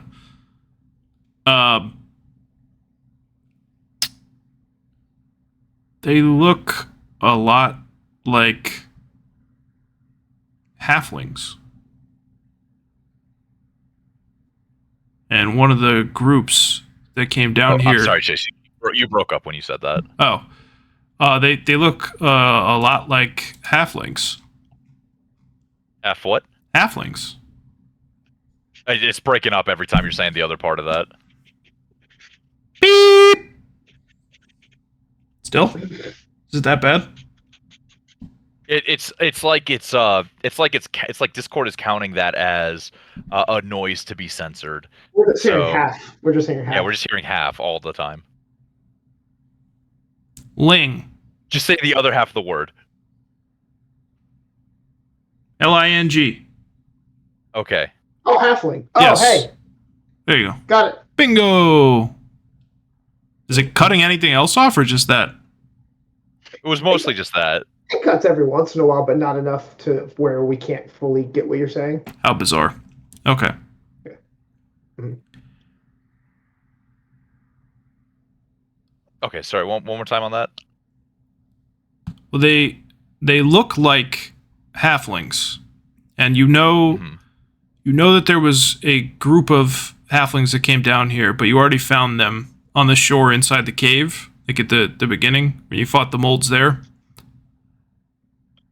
But the only group thus far unaccounted for would be the Bry worshippers, like the 4 human clerics.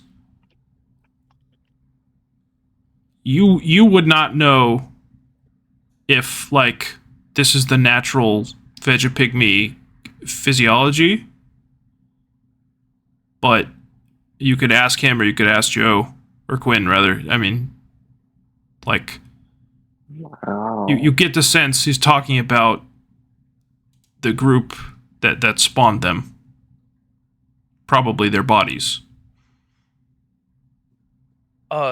Hey Quinn. So they said that through that door's the originals, which it doesn't sound like the things that necessarily made them. It's a little confusing. But Think about it as them having elders. They're really delicate. That's not the loot that we're looking for, so they can stay there. Okay. Are you sure? Chimes in and says, Are you sure about that? If we're gonna save one, we have to save all of them. It's not clear we're intent on this expedition. We have to do something here with them. Yeah. I'm gonna turn back to the little guys. Can we see these, originals? Yes. Oh yeah, they just said we can just go in there. All right. And he'll like gesture for you to pause for a second. And he'll say bad plant. And he'll point at the door as well. Well, he'll point at the wall, not like towards that room. Zuref walks towards that room and knees over the same one that he's knocked over a couple times. Zuref, stop being mean to that guy. He's not doing anything to you. He's nice. And then I apologize for him. He lacks social awareness a little bit. Bad plan. Be safe. Okay. They said there's a bad plant in there and to be safe.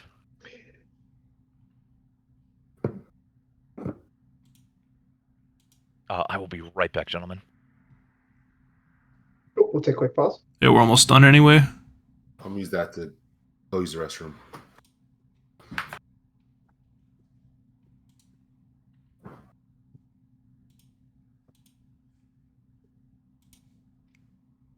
This has been a great episode. This did not go the way I thought it would, but here we are. I just want Alan to drink the fluid. He'll find it. He'll find the time, I'm sure. Hey, can you add the Xiid shoulder into my gear whenever you get the chance? Sure. Cool. And then for like effects or I have attributes, just put question marks on it. I have a rough sketch of what I imagined this would look like. Kind of like something like drapes over his shoulder on one side. Like here, I'll send a pic in the general chat.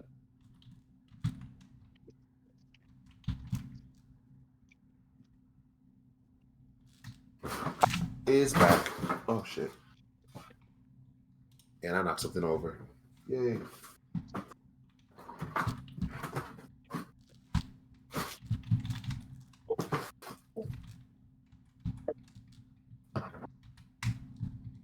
All right, sorry guys, I am back. Welcome back. Thank you so much. All right, what'd I miss? Who'd we kill? Who'd we die to? Everybody's dead except you. Okay. You're surrounded Fantastic. by pygmies. Like, I do speak I common. rolled to become the king. I will lead them to victory.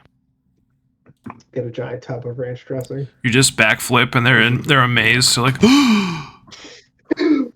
Hell yeah. all right. You guys go in the room. Yeah, I walk. Yep. Yeah, Zuref walks straight into the room. But Zuref Actually, I hang back. Zuref holds his breath a little bit as he walks in the room. I let him know, don't worry, we'll handle this for you guys. And I bravely follow Zuref into the room, but always standing behind him because he's bigger than me. Smart. Even with your breath held, the stench of mold, decay, and rot just fills the chamber. It's dark in there. The lights are flickering. I mean, even though they are, you can't see shit for the most part. The floor is basically a carpet of dark fungal matter. You see chairs sit before work tables with tools and equipment. Nothing useful. It's just all, simple stuff, screwdrivers, pry bars, etc., things of that nature. Along the curved wall to the south, you see a row of, like, each couple of feet, there's a door. It's very visible.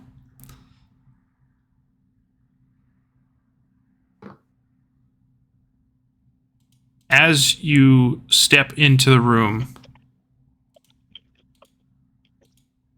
something that at first glance you thought to be part of the fungal growth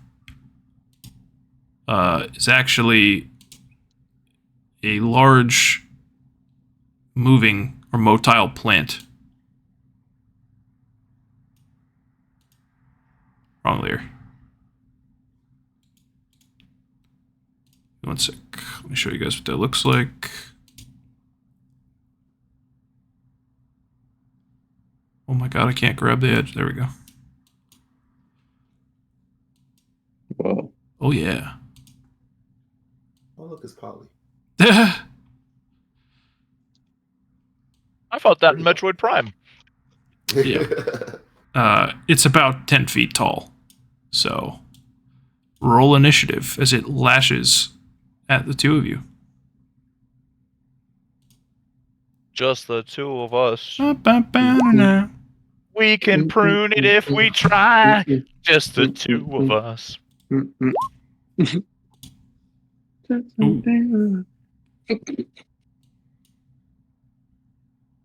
Somebody didn't collect their token. Everybody has to roll, even if you're not in the room. Oh, okay. Them's the rules, bitches. Uh-huh. That's why. Oof. Man, All right. feast. Quinn, you're not aware of the situation yet, but you may act with what knowledge you do have.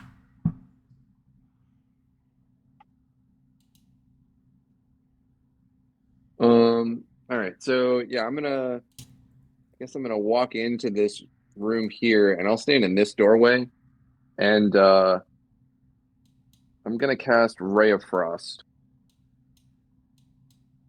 Actually, would I be able to hit it from there? Yeah. I think you got the reach. Okay. Bam. Yeah, it's gonna hit. You see it, this absolutely massive writhing plant flower thing, sort of alien-looking Venus flytrap, just writhe and wiggle in pain as it gets struck by the beam. Hell yeah. All right. Zuref? I am going to.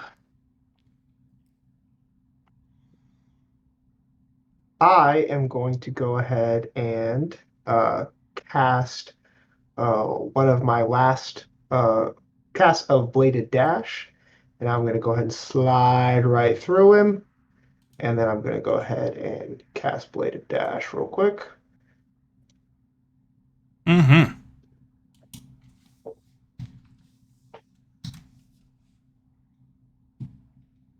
All right.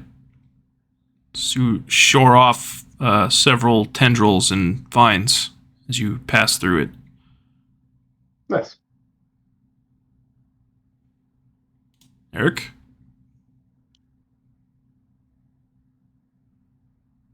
Well, No, he's about This to thing is alliterate. kinda big. Oh my god, it's gonna die. yeah, but okay, I just shoot it. Aha, I jinxed him. Yeah, it's gonna actually miss. That's what happens when you bully me, DL. Sorry, dude. I didn't mean to. It's like when someone's in the middle of a golf swing. I apologize. It will flinch and attempt to attack you at the noise, though.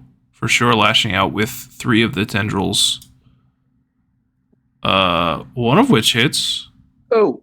for 4 points of damage. And I'm gonna need you to make a fortitude save.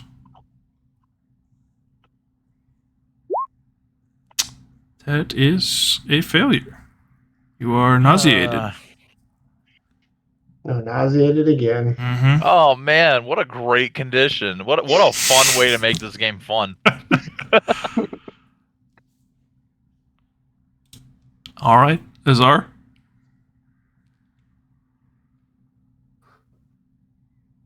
I am going to, hearing all the commotion, let me see, turn this on. Walk.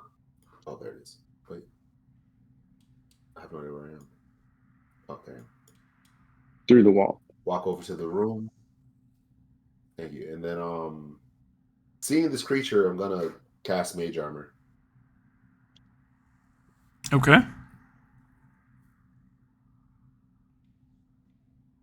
Can I move again or no? No, that's it. All right. And that's my turn. Okay. Quinn, back to you. I am going to cast Ray of Frost again. Bam. Meow. As Damn. From that cold snap. Frost begins to rime up the stalk of this thing, and you see the large yellow petals start to wilt and turn black as it stops moving. And even though it's frozen through, it cracks and collapses, and you just smell this rotten, pulpy, wet interior as it falls dead. After having forced a spell slot out of Azar. Ha ha ha. Motherfuckers! Got him. All right, you're out of combat. Nice. Wait, did we win? Yep. Oh, we more than won. We I froze guess it that. was just a plant. We froze him. He frozen. As he wilts to the ground, I say a slur in halfling at him. Ah! Hey.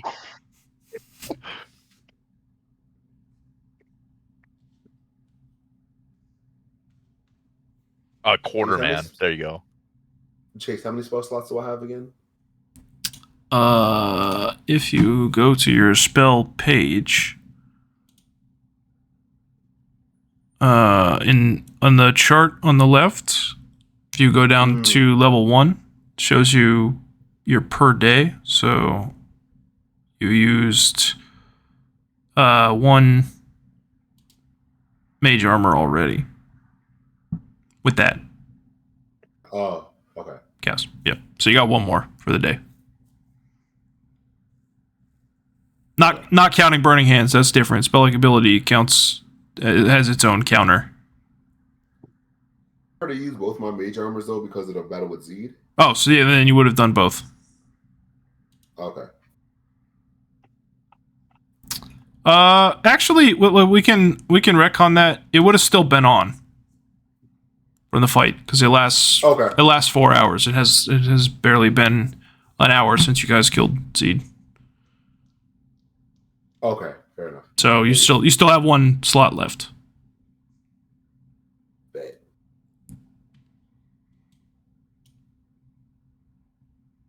Learning as we go, guys. Indeed. Mm-hmm. A Bloodrager is a little No worries. weird too. All right. Okay. Having just felled that creature, I look to Gieric, knowing that he's been communicating with the rest of the veggie pygmies at this point. I say to him, Gieric, should you report to them that we killed the bad plant? I mean, I could, or we could take a look around first, and I can do it after. Sure. Upon hearing looking around, Quinn runs into the room and immediately darts for the first door he sees. Oh my gosh! Mm-hmm. I go to open the door. Okay. Inside, at the rear of the room, almost reverently placed, is the dead body of a human with the livery of the Church of Bry on it. Their body fruiting, completely split open from neck to belly. This is obviously the original person who was infested and gave birth to probably one of the regular tribesmen, probably not just the chieftain. But again, it's very reverently placed, almost like a shrine or a grave marker. I peer my head inside and I kind of see that there's this I recognize the sign from the town and I'm like, oh, we aren't the first ones here. I let everyone else know. I'm like, hey, I found a human, but he's not with us. So I kind of wave over to Zuref to come look. I walk in and I look, and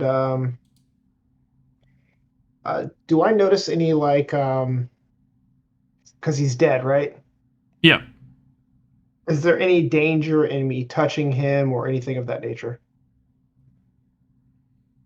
You wouldn't know that. Quinn would know there's not. I start to walk towards it to touch it. Whoa! Hold on one I- second. That's probably one of the original things they were talking about. Do you think they're going to take too kindly to you touching all that? Ritualistically, they might not like it, but I mean, it's not going to kill you. Hold on. I feel we should be more diplomatic with this solution. Hey, hold on. And ask permission first. One second. Hey, Zuref, touch it. Zuref looks back at the two arguing and walks over and just simply puts his hand on the head of what is now considered the original and says a small prayer under his breath to live a warrior's death and turns back around and walks out of the room past Quinn and Gieric without saying anything. Quinn just kind of like puts his hand up, like, he touched it. Well, yeah, but he didn't move it. That's probably fine. I would assume there's like an indent of like a hand print on this like mossy, dusty kind of skull. Yeah, no. Azar, do you recognize that guy at all? Would I recognize that guy? Probably not in person. They were out of towners, but I mean, you recognize the holy symbols of Bry that that he's carrying. I guess we'll say it's a dude. Azar looks over at Gieric and says, "No, but the symbols. I recognize the symbols." I mean, that tracks. Yeah, You guys know one of the parties that came down was like crusaders for Bry, basically. As everybody's talking, Quinn like slips away or tries to slip away to open up the other door, and I guess I would roll sleight of hand for that, right? I mean, Or there's escape artist? there's no way they don't hear the as it like slides open. Okay. So if you just want to open it, So Quinn opens the other door. you see a similar sight. Again, reverently placed, another body, similar condition. Azar, what do you think we should do? Because me and Zuref don't have any real connection to these people, and if we don't know them too well, I don't know where to go from here. Zuref walks into the room and does a very similar thing, touching his forehead and saying a small warrior's prayer, and then walking back out of the room, and actually shimmies past them while they're having that conversation to the next room to prepare as the two of you continue. Quinn walks over to the computer and he just like again starts mashing buttons. The console sputters a few times and it just goes out. So most of the power in this room is barely functioning. Quinn just slams his fist on the computer. These stupid things never work. So Zuref, you see another one in there. Oh, okay.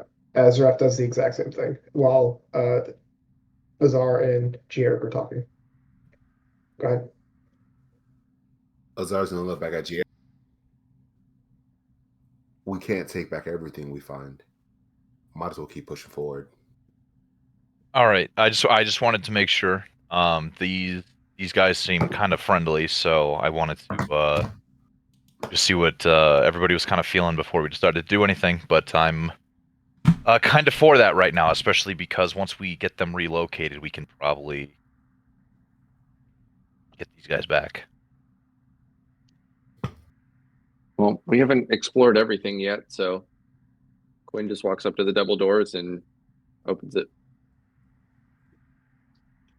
Azar follows behind Quinn. Zuref heads into the furthest southern room and says another prayer, and then comes back to her. Yeah, let's go report to the big guy, the big little guy, about how we killed the bad plant. Zuref follows through and walks through the brown room with the other four and kind of stares them down menacingly, and then pulls up behind Gieric. So you, Quinn moves through the hallway, kind of recognizing the middle one, and sits in the central area. so you tell him, Eric. Azar's gonna follow suit. Yeah. So we killed the bad plant, and we were able to take a look at the originals. Thank you for letting us do that. We also have a little bit of potential news for you, where we might be able to find you a new home. The only issue currently is it's a little bit difficult to get there.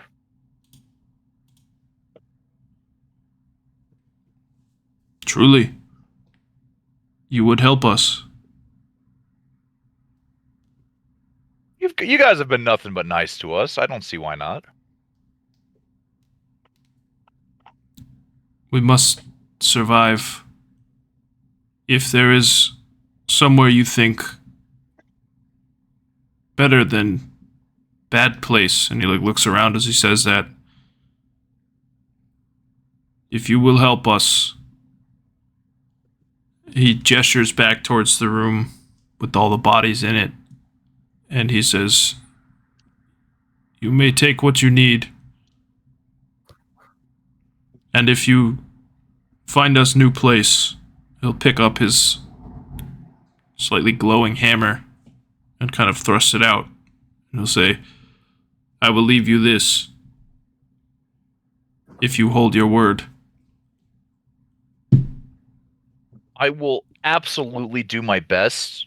We just have to see if there's an easier way to get down to where we're talking about, because we have a place lined up for you guys, but it's difficult to get there because it's a very, very, very long drop. So we'll keep trying to think on how to get you there.